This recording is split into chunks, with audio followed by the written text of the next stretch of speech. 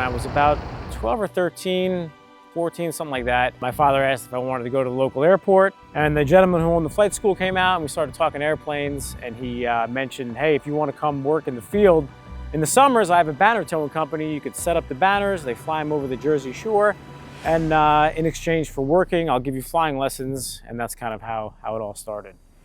I'm Joe Costanza, otherwise known as Bananas with 9 S's. Gotta work for it, every day work for it. I stand alone, can't get much higher. It's in my bones, love's true survivor. I stand alone, I keep on rising up to the throne.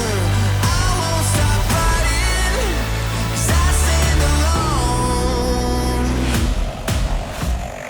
I started off in a 150, 152, and when we got to the point of doing stalls, I was terrified, so I had my dad pay the extra money for me to learn how to fly in a Cherokee, in a Warrior. Yeah, I wasn't really focused too much on the airline aspect of it at that point.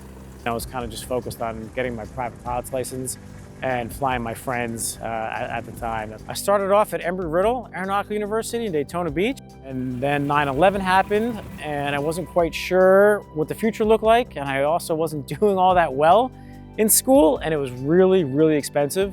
So after about a year and a half at Riddle, I came home and went to community college for a little bit. I got a history degree at Rutgers, and I got my commercial instrument, multi, CFI, all that stuff when I was going to school at Rutgers. And the Saab 340 at Colgan was my first airline job, and it paid like $16, $15 an hour, so it was quite a bit different than it is now. I got hired at Spirit in 2013 when the industry was kind of just starting to start up again and hire, and I thought I was going to retire there, but I've always wanted to fly for United. If I'm ever going to make that move where it kind of makes sense, I think now is the time to do it. And that's what I did. I applied, I got hired.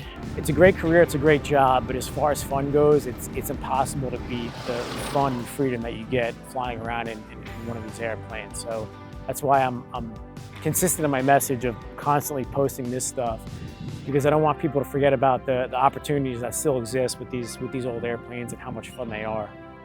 Yeah, the hangar, I think growing up, my dream was always to have a Cub and have a hangar to park it in and kind of just come here and think about life, just sit here, scroll on my phone or just hang out by the fire pit, drink coffee, maybe drink some whiskey. But I don't know, it's kind of a place where you could put all of your memorabilia of growing up. I think when I got the hangar, it took me less than 48 hours to have it decorated like this, because I kind of, growing up, doing flying, that type of thing, I just collected things throughout the years that I knew I would look good in the hangar. So that's kind of why it was very easy for me to set up the hangar. It's definitely more than just a place to park my airplane. Why are you named Bananas? I don't know. I'm a banana connoisseur.